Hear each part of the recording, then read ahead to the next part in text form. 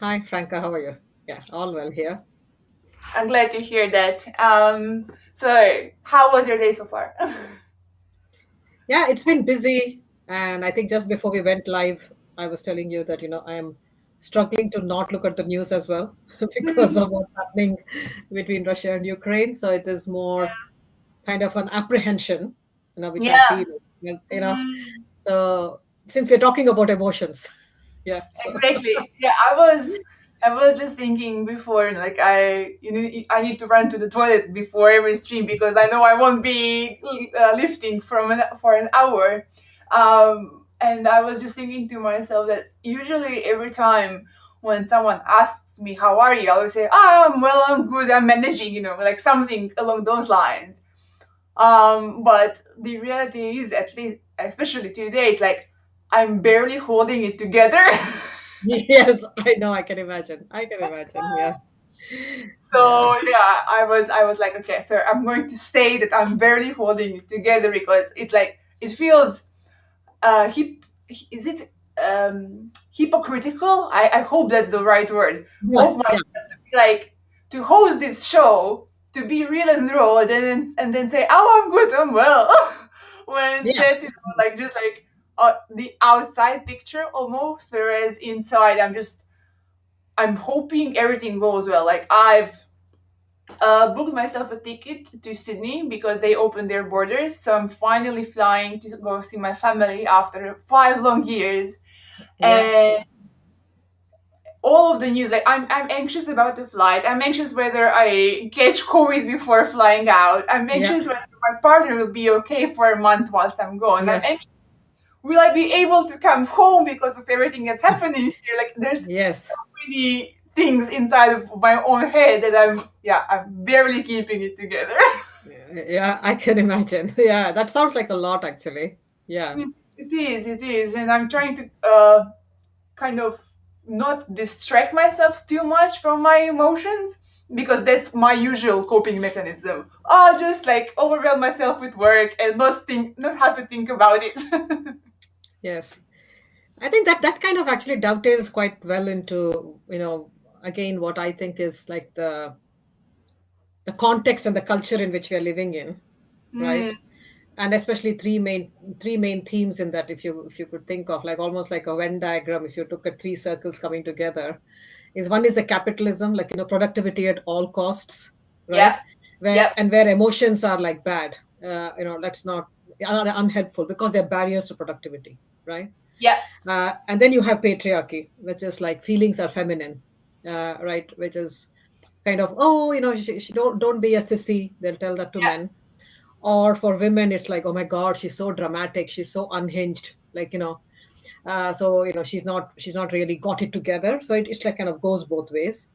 And that's mm-hmm, again we run away from our emotions because as women we are worried, we want to appear competent, right? yeah, And we think being competent is, let me not show my emotions. So that's one thing.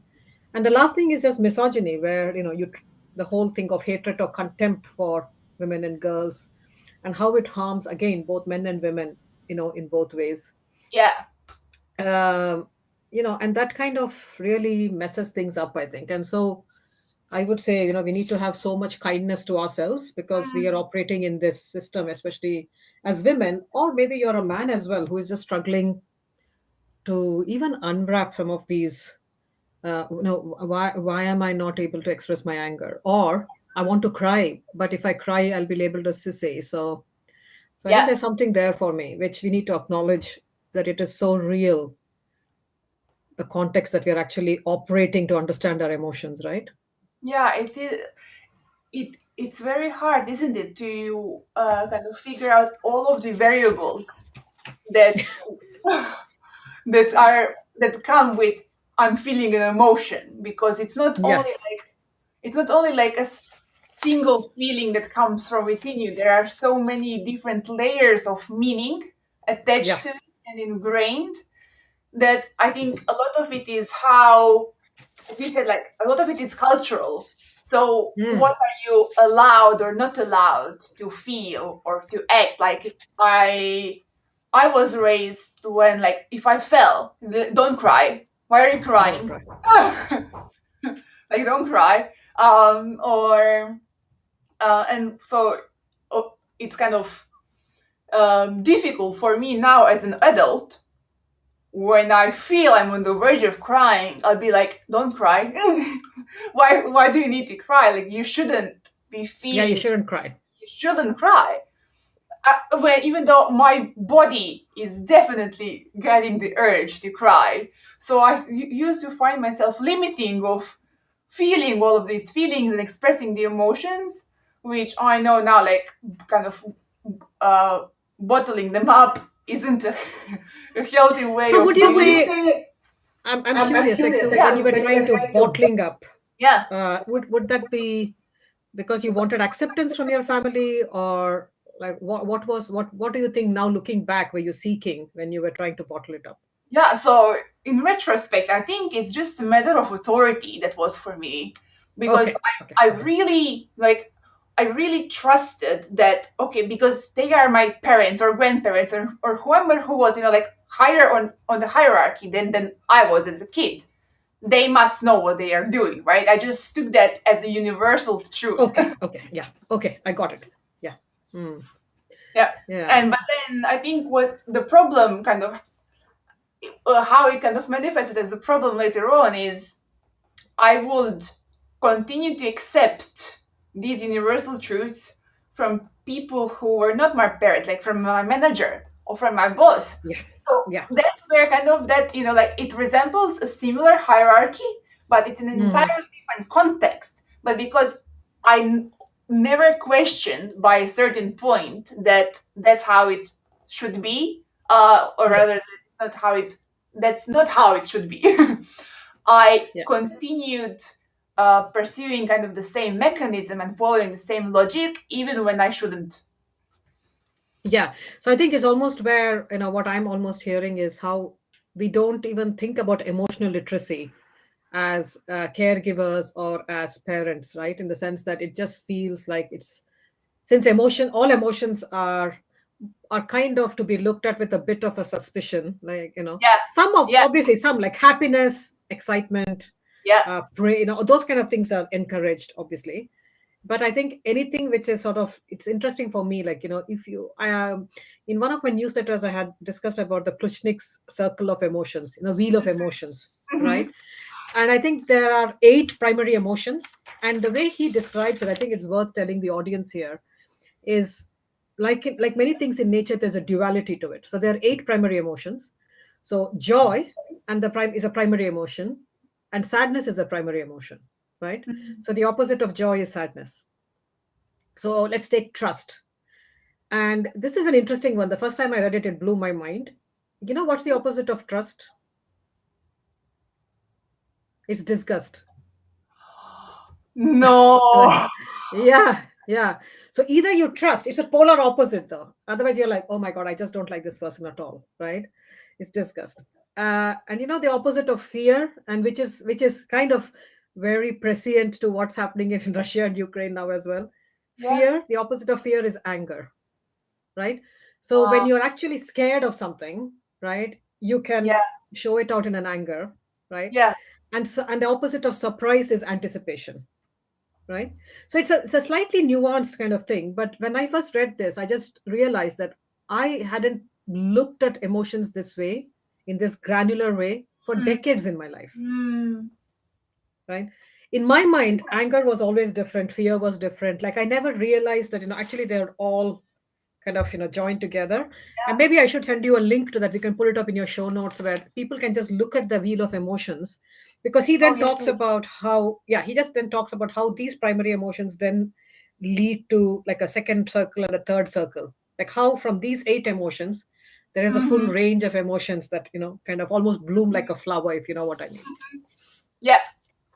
Yeah. Oh, definitely. Send it, and I will put in the show notes Yeah. because I think it's very important to look at it. I know. I think there are kind of um, uh, different kind of not approaches, different versions of these of the wheels of emotions, Yes. which I first was looking approximately I think this time last year Okay. because Yeah. I was having trouble experiencing joy. If Interesting. if you had asked me, where do you feel joy? Because you always feel an emotion somewhere, right? I couldn't tell you. And I couldn't Mm. describe to you how joy felt to me. So I genuinely thought, oh no, I I don't have the capacity to I feel have joy. the capacity. Yeah, I am incapable of experiencing joy. Because I think what I did for a very long time was by uh, shutting down feeling the negative emotions, which unfortunately I had many throughout, especially throughout my childhood. I shut down all emotions because I Yeah. Mhm. didn't have the I don't even know if it's possible to kind of just like, okay, I'm shutting down these ones, but I'm still feeling these ones. So yeah, kind of some this time last year, I was like, okay, so how do I train myself to recognize now I feel happy or like I feel joy? Because those were really, really difficult things for me. And I genuinely thought, or I'm far too gone. Like there's Yeah. nothing that can save me now. Mm. I think that's interesting for me because, and that's quite common as well, because I think when we are, uh, the whole point of emotional literacy is because when you are young, you're still figuring it out. Like, just think, for example, you're learning the alphabet or you're Yeah, learning simple addition and subtraction. yeah, You go through steps, you make errors, your teachers or your parents correct you, and more importantly they will try to teach you in different ways. Like, for example, it's not just by numbers.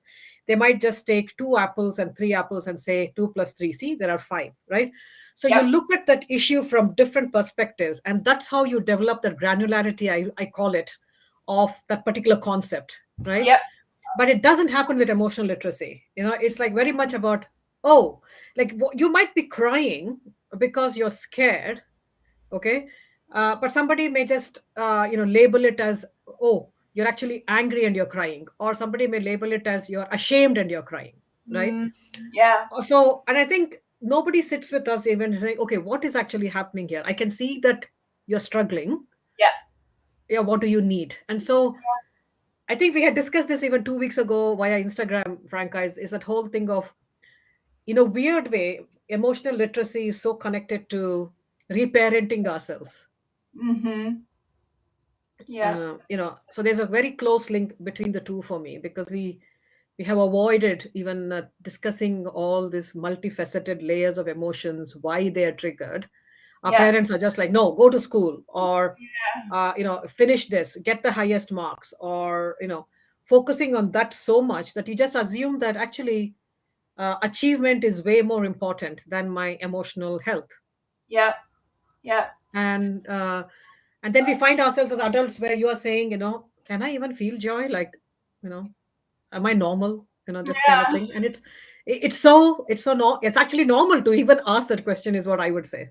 Yeah, I relate so much because like um so I kind of throughout my childhood I wasn't okay. So what I heard, what especially piqued my interest in what you just said is how parents and teachers kind of teach us in different ways. But what I also heard is they teach us within the scales and the scope that they have in them. So, for Yes. example, if like someone may not have the entire kind of or understand the entire wheel of emotions, and they are kind of dancing between only some of them, which can only allow them to kind of teach slash project those same ones and those same limits onto us. And I feel like, okay, so I'm curious whether you think if someone is constantly kind of dancing along the negative emotions, and I as a child, like I know I was really, really kind of like quirky as a child because Yeah, yeah, yeah, yeah. that's a characteristic that's still in me no matter what. I was Yeah. very quirky. I was asking a lot of questions. I was very curious. But for someone who may be like constantly feel agitated, that was really annoying. So I Oh, wasn't yes. getting, like, I wasn't almost like celebrated or encouraged to feel my, or like to engage more with my curiosity, or to feel more joyful. I was always put down and was like, be quiet and stuff like Yes. that. So even the positive emotions, same as the negative ones, it was always like no. Like each type of emotion was almost like you're too loud, too quiet, too, I don't know, like too happy, too sad. Like you shouldn't be these things, right? So I think now for me as like an adult human being, it's like, okay, so as you said, like how do I reparent myself? How do Hmm. I figure out what's allowed or what's not allowed? Or rather, how do I Mm. teach myself that everything is allowed and that every experience and of emotion I have is completely Yeah. normal? Because I was Mm. taught they aren't. Yeah. Yeah. I mean, is it? I mean, what came up for me when you're saying is also, I don't know, just the word that came up to me immediately was how do we accept ourselves? Like, the self acceptance piece, right? Uh, because we are so almost divorced from our emotions, and so we have a persona which we project to the outside world, which is pretty much has only a few emotions. It's just the ones which are rewarded. Let's put it that way. Mm-hmm. So happiness, pride, joy, fascination, amazement, these kind of emotions which are rewarded, right? And then all the what are labeled as difficult emotions: anger, sadness, disgust, envy, jealousy. Mm-hmm. So it's almost like, kind of, okay, we, rather than uh that there many psychologists and coaches will say this, where we almost start saying, rather than saying I'm anxious, we say I am feeling anxious, Mm-hmm. right? You kind of say you're not an anxious person, you're feeling something. I know it sounds very pedantic and like splitting the hairs, but Mm-hmm. it's not that you are, Franca is not anxious. It didn't, in this moment she's feeling anxious. So that's just one facet in a moment of time, rather than you as a personality, right? Yeah, Then it yeah, allows us to think, so then it allows us to say, like, let's say envy. Oh my god, like, that a colleague of mine got a promotion, or that entrepreneur who started off with me is doing much better, right? mm, And so then you just say it's okay to feel envy. I mean, envy is actually a natural response, right? And then you have to just be careful that you don't go towards the more overboard. Yeah, extreme bits where you start attacking yourself, or do silly things like comment something badly on their social media page or yeah, something like that, right? We can do yeah, that, we are human beings, right? yeah, So it's more about thinking, okay, this is envy, and sitting with it and almost saying, like, okay, this is a difficult emotion. That's the first thing to tell yourself. yeah. Yeah, This is a this is a difficult emotion, this is not easy, yeah. right? Yeah, that's a big thing too, because that's a big kind of valuable sentence to repeat to yourself. Because yeah, as you said, like it's because we had already distanced our identity from the emotion. We're not now saying that we are I am difficult as a person, but this that the emotion I'm feeling is Emotion. difficult, and then it's immediately it's more lightweight because it's not Yeah. I, it's the emotion, and then this can be solved. I don't need to Yeah. solve myself. It's just like how I manage and interact with the emotion, the Yeah. dynamic between the two, not just me. Yeah, exactly. And then it is almost like, where I say getting granular, and this is where the literacy comes in. Like, you're getting granular. Okay, am I feeling envious, or is there something else? Like, Mhm. maybe, sometimes when we get, actually, I'm feeling ashamed that I didn't do the same thing as the other person has done, Mm, right? Because ashamed is even more, it's almost as if it's, as Brené Brown says, right? Like, shame is one of the most toxic things you can feel, uh, yeah, you know and it doesn't allow you, shame is almost like the baseline feeling for perfectionism, anxiety, so many things, right? So then you say, wait, am I feeling envy? Like, what exactly am I feeling here? So maybe it is going for a walk and thinking about it, but like pausing, like not taking action on it. Don't take action on your envy, pause, right? mm, Maybe, have a cup of coffee, go for a walk, don't talk to anyone as well. You have to stay with it. This is one thing I say, please don't talk to others, because then they will project something onto you. you know and then just saying, oh, maybe what am I feeling here? And this is the hard bit, because no, but actually I'm feeling envy. And that is where you potentially, even if it means like meditating, or if you have a coach or therapist, talking to them as well, because they are not attached to the outcome in some ways, right? Yeah. So people who Yeah. are not attached to the outcome, if it's your partner, your friend, your family, they're attached to an outcome, right? Yeah. So try to talk to somebody who's not attached to an outcome, and just see then, okay, is it shame, is it something else? And then it's almost saying, okay, what is the need behind that emotion? Okay. So there's a Mm, there's a need for, so if it is a shame, or if it is envy, whatever it is, maybe it is linked to a fact that you will be judged in a particular way by your community, or maybe you're part of a group, or your family is watching you too closely. I don't know, it's very, very specific to each person's yeah. situation. But there is a need there. I don't want to be rejected, for example, or I don't want to be, the extreme kind of emotion or fear almost might be that I'll become bankrupt, because this person has got the advancement in, they've got an award or something, and I haven't got it, which means I'll become bankrupt. It's crazy. We do go to that extreme. Mm, yeah. Yeah. We Yeah. don't, we're not aware of it, but Yeah. it is driving our action. Do Yeah. something, do Yeah. something. Yeah. And then it's almost expressing your need then to somebody who you trust again. Either it could be a coach or a therapist, but it would also be somebody you trust and feel emotionally safe with. At this point, you can also reach out to your network. It could be, you might be in a business group of entrepreneurs who are very supportive, or it could be your partner who is very supportive, right? That's when you say, I am feeling ashamed that that maybe we applied for the same award and she got it and I didn't get it, for example. you Mm-hmm. know and I think I'm not capable, or I think that my business is going to fail. I'm feeling worried about it. I'm ashamed about it. And then you are kind of, you have paused, you're not taking any action, then you're taking other people's feedback, but you're doing it only after you have processed a bit more of what is that emotional signaling for you. Yeah. Because I truly believe that, it's such good data, the emotions, Mm, you know, yeah. Yeah. to even look at the underlying kind of driver for that emotion is such good data. Yeah. I never consciously thought of it that way. Now, when you kind of structure it like that, I understand when I reflect on how I usually deal with things.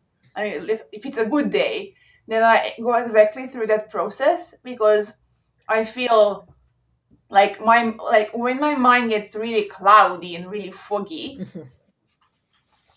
everything in me tenses up. Like there's so much Yeah. tension, there's so much anxiety. I am not even if I want to talk to someone at that point, which I know I almost never get the urge, or if it's no, I'm actually lying. If it's really really hard emotion, like I remember last spring, it was grief. Ah. Grief is something that pushed me over the edge, where I didn't let that kind of, I don't want to say that buffer period. It's not a cooling period. It's Yeah. like it's the buffer period where I sit with it and process it and then do something, then do the action and ask like for anyone who's supportive around me. I got so caught up into it that I did something that was, it wasn't perfect, it wasn't really bad, but it wasn't perfect at all. It wasn't like, it wasn't good. Like I could have not done it basically. Yes. And Yes. that's what happened because I was acting with my head kind of still hot. I was Very hot. Yeah. emotion was acting instead of me, is how I Yes. felt. Yes. Definitely. I think and that's the thing, is because you know people would have heard this from various angles, that how we are so programmed to still react to our the fear center, the amygdala in our brain, like Mm, so we react for that emotion, fear and anger actually drives so many of our immediate reactions. So we just take it as that is the primary emotion, right? So with grief, usually there is some sort of anger, depending on what kind of grief there is. Like something was lost, or something, something which you cannot retrieve, right? Mm. So for example, for me, the one of the most difficult periods when I was in therapy was when I realized that I had almost, what I saw as wasted, 25, 30 years of my life trying to get my family to almost accept me, the way I am, or how my brain works, or my view of life, rather Yeah, than being labeled as, oh, you're so difficult, or why are you a feminist, and these kind of tags, like they kind of put yeah, labels on you, right? yeah. And I think the initial grief was a lot of sadness. I remember sitting in front of the therapist and just bawling, like crying, and then suddenly also realizing anger, like, oh my God, like, you were parents, like, you had so much power over me. Mm, Why the hell didn't you not, realize that I just wanted to be accepted, right? So I think that is where, yeah, and that's when I think I remember her telling me that, I don't want you to do anything with this. I want you to just feel this anger and this grief. And I was just like, why am I paying money for this? You're supposed to make me feel better here, damn it. yeah, you know and she yeah, was like, no, you have to just sit with it for some time. You've yeah, carried it for 30 years, so now you got yeah. to sit with it, Mm, right? So yeah, I think that is something we also, because, and again, I would say there's also the context, like, capitalism. The push is always to be productive, to be yeah, action oriented, right? So we yeah, also think that, oh, if I've got this emotion, let me act on it. yeah, yeah. Exactly. Yeah. Mm, Oh, it. Um. Oh God, I have so many thoughts. It's difficult to kind of prioritize them when you say them.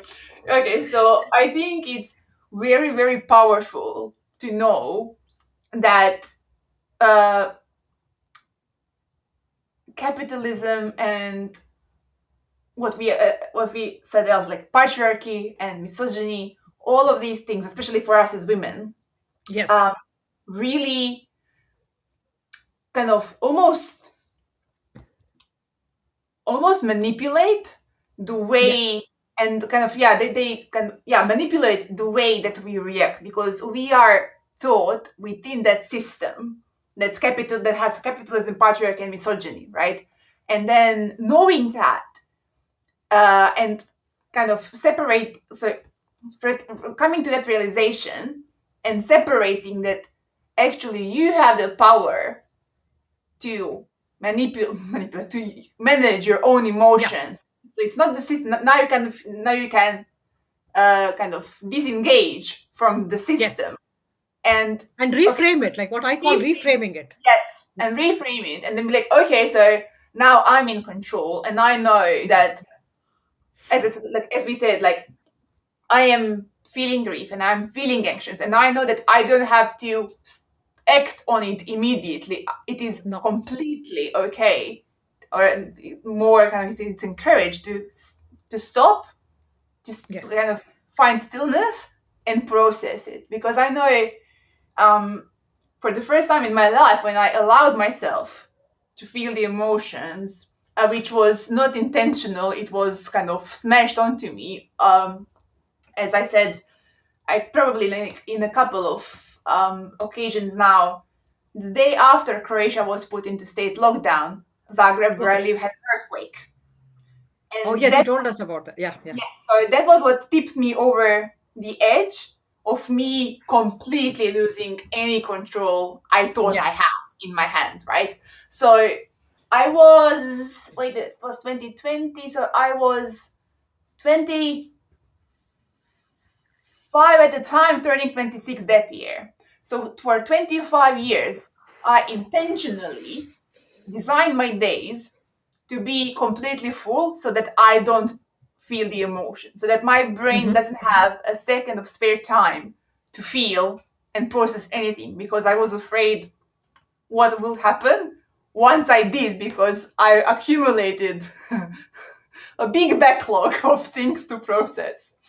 yeah, But then the lockdowns, the pandemic, the earthquake, they shattered me. yeah, And for the first couple of months, I wasn't able to feel anything. I was a vegetable. But then I realized I can't, because I didn't have the capacity to go top to bottom, like to go first with my mind because my mind was Yeah. shut off. I needed to process all of the emotions I had Yeah. built up and ignored for such a long time. And the first feeling I had was judgment and guilt because Oh yeah. I'm not productive. I am wasting my time Productive time. not Yeah. doing anything other than processing what's really really important, but it's you don't have anything to show for it, like Yes. technically visually it's abstract.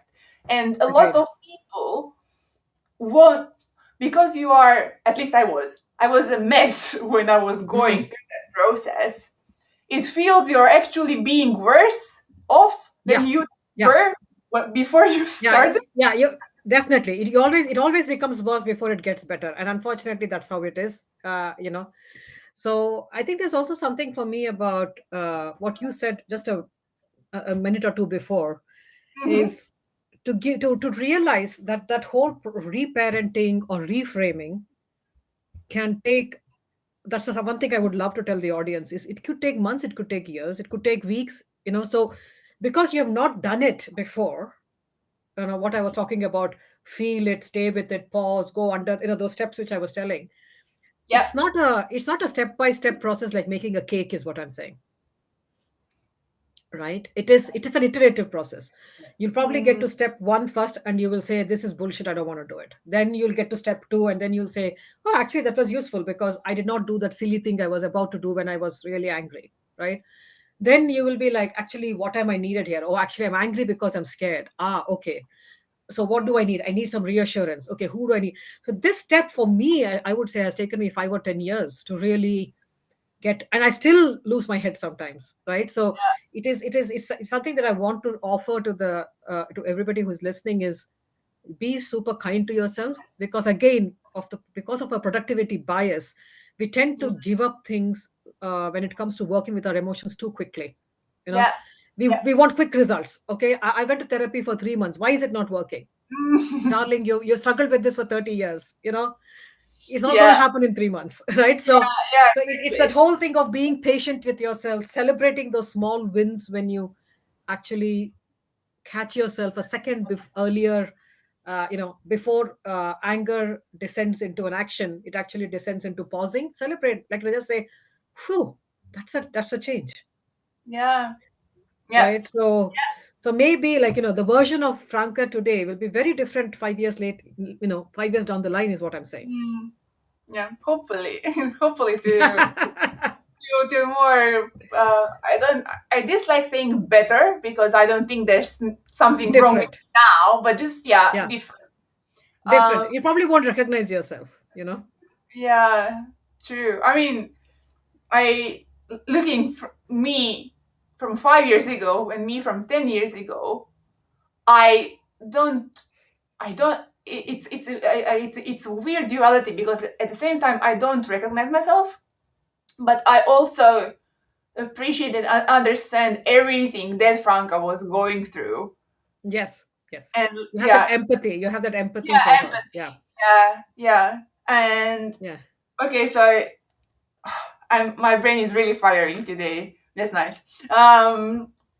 So I think what's also very important to say that's coming up that has come up for me in my own process of this is to remember you're still in the minority. And what I mean by this is it's very likely that within your family, friends, your circle of people you're surrounded with, you're probably the only or like in a very small group of people who are doing the process of healing and changing and reframing. So Yes. Agreed. everyone else still is kind of trapped into this capitalism mindset and productivity and blah blah blah blah blah. So not a lot of people will understand what you're going through, or Mm. will offer the support that you realistically need Mm. to go through that more easily. So it's very Yes. also important kind of just to remind yourself that this is what I say to myself, because it is frequent, it doesn't mean that's normal, or like traditional, that it's right, because Yes. like even though much more people feel that like even though much more people don't want to face their emotions, Yeah. that doesn't mean that's the way to go just because there's Yeah, so I many of agree. Yes. Yeah. And I think there's also something to say that, and that is just the whole concept of where we talk about like emotional intelligence and things like that, where emotional intelligence is actually the ability to understand, and manage your emotions and them. of those of the people around you. Right. So that's the next stage where, it's almost like a business imperative. It started by Daniel Goleman, who basically really popularized this concept of emotional intelligence. And this is exactly it, where you kind of actually see that you're trying to start recognizing your emotions, because then as you keep working on yourself, you start recognizing in with people you work with. For instance, if you're a manager, if you're managing a big team, right, you just say, okay, that person probably, was a bit off in that meeting because something else is happening. So that's the beauty of this whole reparenting, reframing, is what I would say, is that it starts then almost translating into Mm, those around you. It kind of really has a ripple effect, but it actually starts with you. yeah, And I have seen that many times happening as well. Like, I I kind of have a lot of empathy for the people I was working with 20 years ago, because I was definitely much more reactive, or a lot more perfectionist, because I just wanted to control everything. So I probably was not a very nice person to work for, you know.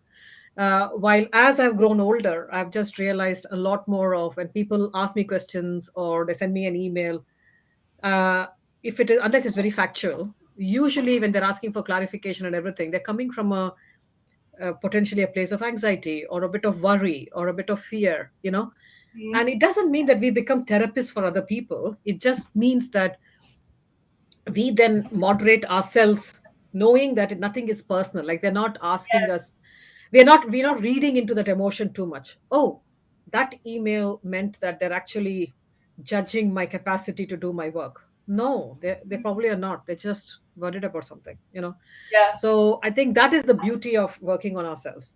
yeah, Having said that, again, it is important to recognize that there are people who are out there to just potentially control people, harm people. They're also there, and that's again, I would say, where emotions come in. Because if your body is like really giving you these signals that you're unsafe, then you really have to listen to those emotions. mm-hmm, So it's not one or the other, it's both. So yeah, you might be working in a team where your manager is actually a bully, right? yeah, And every time you have to go into work, you've not slept well the previous day. For example, if you have a one-to-one meeting with your boss and you know he's a bully or she's a bully, or totally not listening to you, then you have to just say, actually, I'm scared, mm, right? And I yeah, think that is so, we don't even do that. Like, I never did that for a long time. Even now, my first reaction is to say, what did I do wrong? Did I do something yeah, wrong? mm-hmm, yeah, Right. So yeah, I think that is the nuance there, I think, which is also something we need to be aware of. Like, our emotional intelligence increases. yeah, And actually, the benefits of that is you start recognizing that, oh, this person is behaving badly. There's a really unacceptable behavior. And yeah, then you go to the next step of, what do I need? I need to yeah, get out of this job. Then you start making the plans to actually, whatever it might be, practical actions. Coming from that emotion, I'll reach out to my network on LinkedIn. I'll start writing to my past people, saying that, are there any opportunities available? So you are coming from that perspective rather than, I'm going to make this work even though that boss is toxic. yeah, yeah, yeah, yeah. One thing that got me thinking is, um, as you said, like we still, like even you with all of the work you've done, and I can say the same, even though my path is much shorter. Um, I'm, I'm, yeah, I'm still internal. Like if I get an email or a message on Slack that ends with a question mark, I'm immediately afraid. Like, oh my god, what? Like, it's like it just has a question mark. Yeah, it doesn't have any other like any context. It's just a question mark. I immediately feel fear inside of me because I think there's something I hadn't done right. Mm. Similarly, because I'm still kind of in the midst of that kind of journey of reframing and reparenting myself, is because I also run two social businesses. I have a small team. So then I'm like the roles are different, or rather the Yes. opposite. Then I need to be able to recognize how my team is feeling that day, just based on kind of their messages. And then Yes. as it's like I moderate my replies to them, no based on no kind of understanding what they need to hear or what they might think, because I know that sometimes they can also feel the same fear from a message that I sent that has a question Yes. mark in it. And it's nothing to do with me and it's nothing to do with them. It's just the system that we grew up with, I think.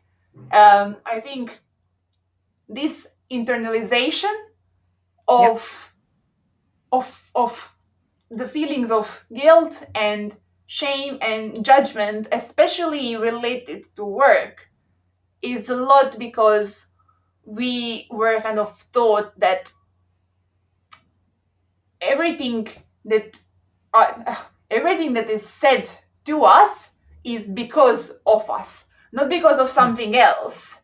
And like it's not like, rarely I feel like in business communication, business tends to be the actual subject, even though in reality it is. But we think the subject is us, and that Yes. every message is like a hidden communication, a hidden Yes. message has something to do with us, whereas it only has to do with business. Yes, and it's not to do with business, and also that is something like which I tell some of my clients as well when we are trying to unwrap what's happening at work situations. Is Mm, also kind of think of yourself as a role. So Franca, the CEO, not Franca, the person. I know it is a kind of a bit of an abstract thing, but it's like okay, as a CEO or as the head of this unit or as a person manager managing this team, my team needs these things from a manager. mm-hmm.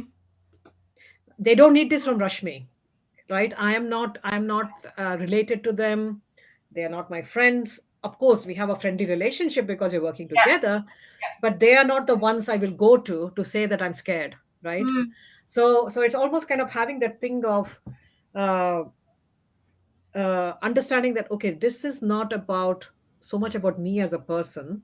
mm-hmm. It's expected out of this role, and I think sometimes it's some for some clients it does work, where they kind of just feel a bit more lighter. They're like okay, actually, as a role, let me just, this is not a reflection on my role, so what do I want as this role? And even when you're managing people, sometimes during interviews or things, we do look for the culture fit. That's where we look at whether we can get along with people, what kind of a person they are, etc., Yeah. right? But when we are working, surprisingly, we want them to do their role, Mm-hmm. right? Mm-hmm. Yeah. So I think that is something to kind of tell okay, so for this role, I need this information, blah blah blah. And so when you get that question, maybe it's almost thinking that look, putting on your CEO hat or your manager hat and just saying uh, you know what is the problem you're trying to solve here. So they may Yeah. ask you a question, and so then actually the problem they're trying to solve, they already have the answer. Mm, yeah.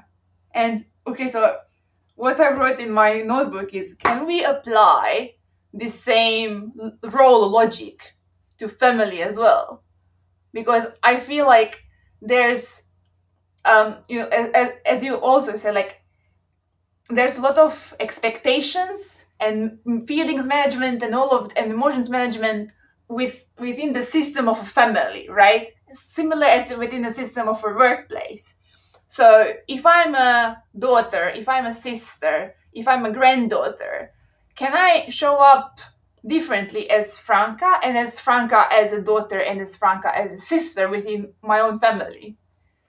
Yeah, that is the reason why that is so hard, is because we are much more closer to them. Like they have known you since you were a child, Mm-hmm. right? So I would say it is more about almost a lot more self management from your perspective when it Mm, comes to family.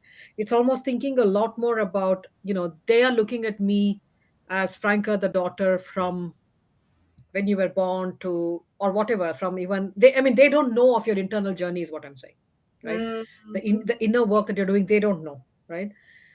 So I would say there it's almost like flipping it to what do you need to yeah. do Uh-huh. to maintain the distance from them. So it's maybe reducing the amount of time you spend with them. So maybe in before you would spend, like, for Christmas, I'm just taking Christmas as an example, right? Mm-hmm.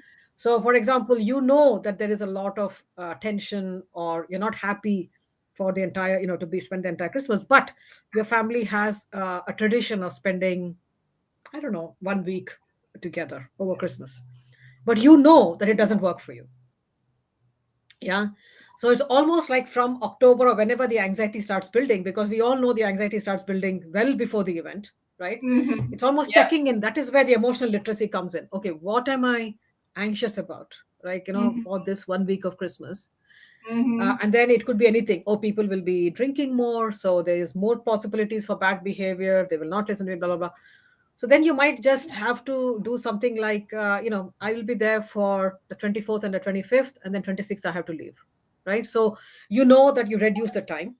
Right. Yeah. And if it Yeah. is very bad, you don't do it. That's all. If it is really bad, if it is such a bad, the family is really, really destructive. Sometimes it can happen. Yeah. True. Then you leave. You just say, no, I can't do it. I'll come after Christmas, because by then the pressure of being happy at Christmas time has gone, Yeah. right? Yeah. Again, there Yeah. the capitalism comes in, right? So, Yeah. Yeah. Yeah. Yeah. Christmas, exchange things, it's family time, be happy. But that is not your experience of family. Hmm. But how do you manage then the the pushback from the family? Because of course the family won't be happy in this situation, this Yes, context. How do you it kind will of? be. It's extremely hard. The first time it happens, let me tell you, there will be tears, there will be sleepless nights, and things like that. But you have to be very clear as to why you're doing it, right? So I am doing it because I don't want to feel any more shame, anger, or grief than I have to. Hmm. And I don't want to feel any more than I have to. So you are Yeah. going to still feel all those emotions when you're with your family, Yeah. but not amplified by the pressure to be happy, not amplified by alcohol, not amplified by what kind of gifts you're getting, right? Yeah. So Yeah. these are all the trigger points, right? So you just Yeah. want to reduce those triggers, Yeah. Yeah. That's a good right? way of looking at it. Yeah. I mean, I that's something I'm kind of still gauging what like Mm, kind of what do I need from my family versus what they are able to give to me, and then figuring out, okay, so where's the line that I'm happy with and that I don't feel used in any way, yeah, emotionally, intellect, like, whatever, because I know you can't you can't get along with everyone. That's the you same for can't. your family, but the trick is you can't choose who your family is. You Yes, just of get, course. yeah. So Yeah. yeah, I think kind of this, even I know, even allowing myself to think about these things was a very long and hard process, because Yes. at first I thought I was failing my family, and Oh, that yeah. I was like that I was a bad family member, because why shouldn't I want to spend all of my extra time with them, or tell them every single thing that's happening in my life, even though I know that a lot of those things they won't be able to receive and understand Yes. openly. And then I was, for the first time in my life, and this feels really silly to say, but like I finally divorced, as you said, the I made the distinction between secrecy and privacy. Oh, yeah. Before, That's very critical. they Yeah. were they were one of the same. I Yes. like my family shares a lot of things, like a lot of things mutually, and it's something that really kind of upset me before, but I just didn't have the knowledge that that's not normal per se. Yeah. Like, because you grow up within your own small system, thinking this is how every family functions because you don't have you don't have the data to show you otherwise, right? But then as you grow up, as you meet friends, as you go to other family dinners with your friends, or etc., you realize, okay, so different families function differently, and Yes. you find yourself relating more to some of their mechanisms or methods or whatever it is, right? So yeah, for me, it was the big step was first allowing myself judgment free to think about, okay, so how do I distance myself from the family, or rather find my own identity outside of my family almost? And how, like, where is the line where the first disengage, the divorce, make a distinction between secrecy and privacy, and then find the line where your privacy is, because no one should kind of like there's not a rule that your family should know everything, right? You're Oh, completely 100%. Yeah. allowed to keep something Yeah. to yourself. Yes. Yes. And I think that is what you're doing is is just you keep iterating. You're iterating constantly. It's a circle of the next interaction with your sister or your mom or somebody else, your grandparents, like you said. So each iteration gives you data for the next interaction. So Mm-hmm.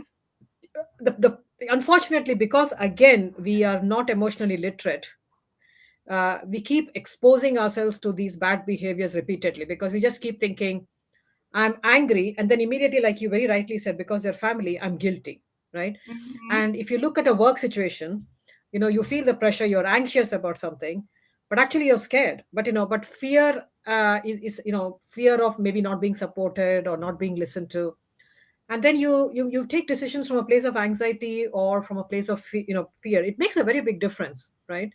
So I think there's something there for me about understanding that it's an iterative process.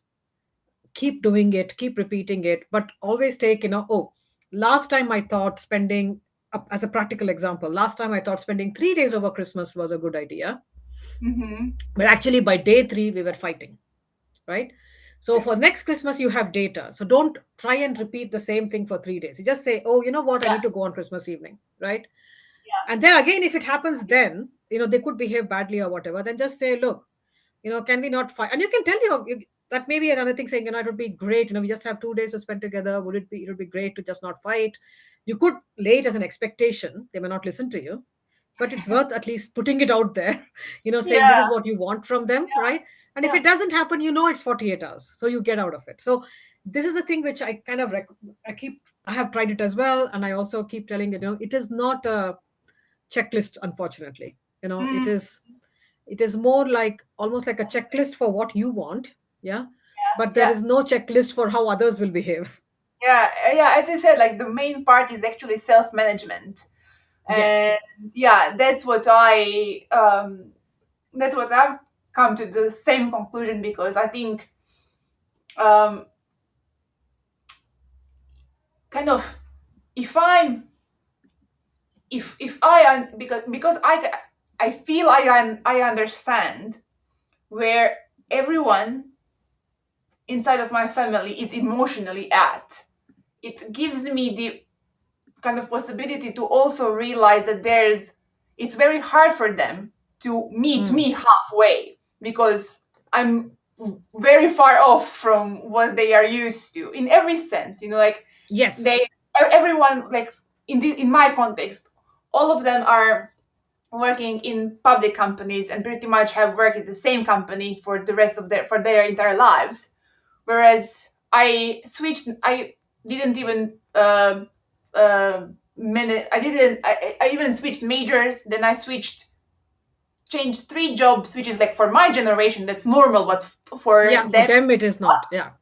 now I'm an entrepreneur for the first time in the entire kind of family generation. So like it's very, very, very different, and my way of looking at life is very different than theirs. So like it's impossible. It's literally impossible for them to meet me halfway. For me, it's much easier because I kind of just Yes. go back of sorts. So I have managed to self manage my, not expectations, but my understanding of how the socializing will go. And Yes. within that, it's now actually like it's if I I find that after many many years I'm enjoying fully, Yeah. almost like all of the time, my family time, because I know exactly what is going to be and what Yeah. I'm What's going to happen? Yeah. yeah, what's going to happen. And then that takes a lot of the pressure off, because I don't feel like I don't leave the conversations now, or the yeah kind of the get-togethers feeling drained or disappointed or something. I just stick to the conversations and the topics I know kind of won't cause too much trouble and Yes. won't hurt me in a way. And because that's my self kind of management, because I know that for the most part, even when they have a remark, they are coming from a good place. They just don't Yes. voice it very politically And they're correct. coming from their place. It's almost like they're coming from their reality. Yeah, You yeah, know, yeah, yeah. and so it's almost like trying to accept, like, how far with that reality do you want to Yes, engage, yeah, right? yeah. And that you have full control over that. And I think because especially for women, I would say a lot more, because of the expectations that we are the carers, the family carers, or we are in a caregiving role. We are Mm-hmm. supposed to be much more of the negotiators, the relationship building people, Yeah. in families. I think the expectation is that almost you, I would say, merge your needs to the family's needs, Mm-hmm. right? So I would say, generally men have a little more, more permission slips to not do that, right? But I think we don't have that many permission slips, because the moment you kind of try to be a lot more individualistic, you're labeled as bad, right? Or you're labeled as somebody who is not Yeah. caring for the family, right? Yeah. So I think there's something there, just to remember that you're working in a cultural context, and your needs are totally valid, Yeah. and you can put boundaries, and it's a lifelong process. So don't judge yourself harshly. I think, as last few comments we must make, is it's an iterative process, takes months if not years. Yeah. uh, and keep trying and listen to your feelings, when your emotions, because that is such good data for you to Exactly. accept yourself first. Yeah. Yeah. Yeah. Yeah. Exactly. It is, and um. Oh, I had a thought. It ran away. No. Um. Okay. What I wanted to say is, yeah, just kind of keep keep showing up, and For even yourself, for yourself, yeah. for yourself. Yeah. And some days you may slip. Like you It's won't. Like fine. it's fine, because you need to remember that for so many years that way was your default, and now Yes. you're kind of learning almost like a new routine, a new habit. So it's completely fine that like everyone slips up, like it's similar as like when you're, I don't know, if you want to stop smoking cigarettes and you're really really nervous one day, and usually your go-to when you're feeling nervous is a cigarette. You want to at least inhale the smoke, if not smoke one, right?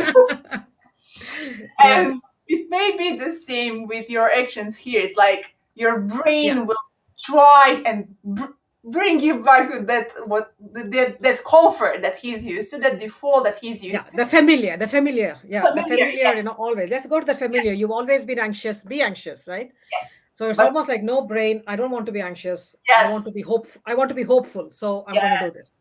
Yeah. yeah, and we Yeah. need to kind of push building those new neural pathways to I form, agree. yeah, to form That's the music to my ears, as you know, Franca. As a psychiatrist, that's the music to my ears. Yeah. New yeah, yeah, neural pathways. That's what it's all about. But it's that is, more yeah, practice. For, you'll fail, or you'll not do as well as you thought. Doesn't matter. yeah, It's more learning what happened there that I did not think about myself first, right? yeah, yeah, exactly. And So also, and now kind of talking about this and looking at this pattern in background. So how I feel is all of these kind of old routines and habits, let's say they are all in the color red, and what I'm trying is I'm trying to paint them blue, right? But it won't yeah, be perfect blue from the first, like it'll no, be it won't be. mishmash, like it'll be reddish and very small amount of bluish, and it will go outside of the lines. It will take time, and many tries until it's 100% covered in blue instead of red. And before blue, Okay. you might need to like cover it, like paint it with white first and then blue. So it's Yeah. like, as we said, like it's iteration and it's self-management, knowing that it's going to take time and you need to be patient with yourself, and also sometimes be creative, because if I'm kind of thinking, oh, I want this circle to be blue, and I keep painting it blue but it's not becoming blue, I need to kind of snap myself out of it and be like, let's paint it white first so that we get the red out of it. And Yes. Yeah. then Exactly. paint blue. That's good. That's good. I like it. Yeah. Yeah, Yeah. That was wonderful. Thank you, Franca. you're welcome. Yeah. um yeah, so I think we could speak literally for hours on many different topics, and I always enjoy speaking with you, Rashmi, so thank you for joining us today. Thank you. You're And welcome. we can, and we have been discussing about, talking about more reparenting ourselves. Maybe we can do that episode at some time, on focusing on work, maybe, because even I get a lot of those questions and requests in my work. So that may be something that you and I can, touch base after this call and see how we feel about that. Yeah. Okay. Definitely happy to explore, because I think Yeah. that all of these different things that we discuss now manifest in our work lives predominantly, and then Yes. it's important for us to tackle those first, and then Yeah. we can reverse engineer to what happened, Yeah. why they happened, in the first place. Yeah. Okay. Okay, Thank you then. Bye. bye. Bye then. See you. Bye bye. Bye bye bye.